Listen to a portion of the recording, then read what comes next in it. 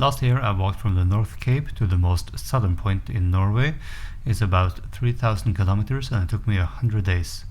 In this video I'll show you how I did it without having any major blister issues. Okay, so these are my feet. I'll show you how I prepare my feet for a long hike, and we can start at the heel. At the heel I prefer to use something called tensoplast, and I usually get blisters in this area, so I'll make sure to cover it. And you can't tear this one, so you need a knife, which you should always carry on a hike. Okay, so that's one. Two is usually enough.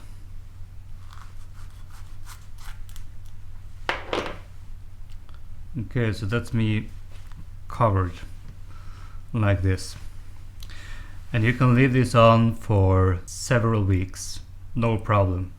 Should it start to fall off like this, and the glue gets all non-sticky, you can always take out the damaged part and just leave the rest on, as long as the area you want to cover is covered.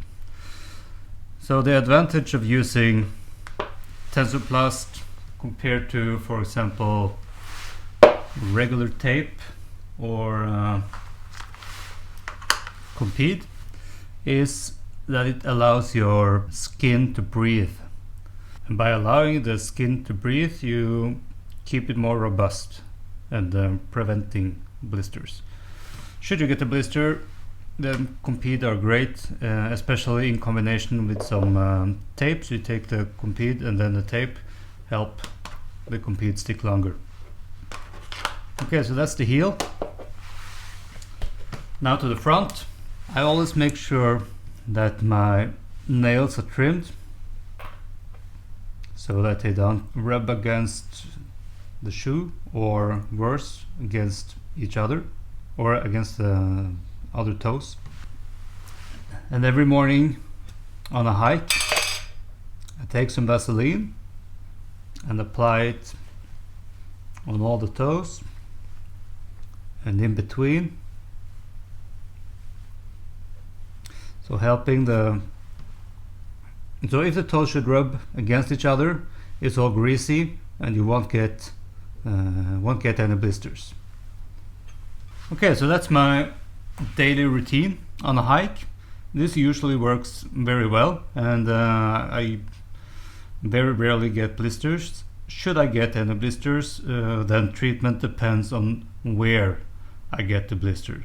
So if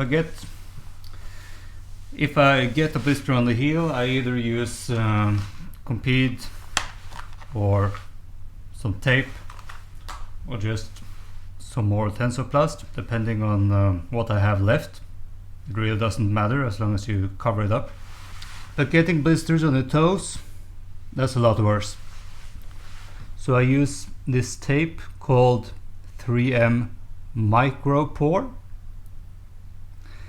It has a very smooth surface, so the skin, well, you won't get any blisters by skin rubbing against this tape.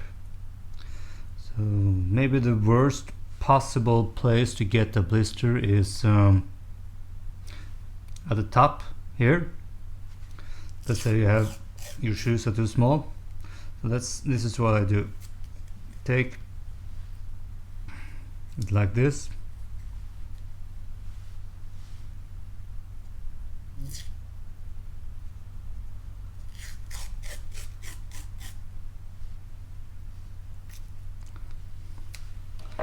And then I wrap it around the toe very gently. You don't want to cut off your blood supply.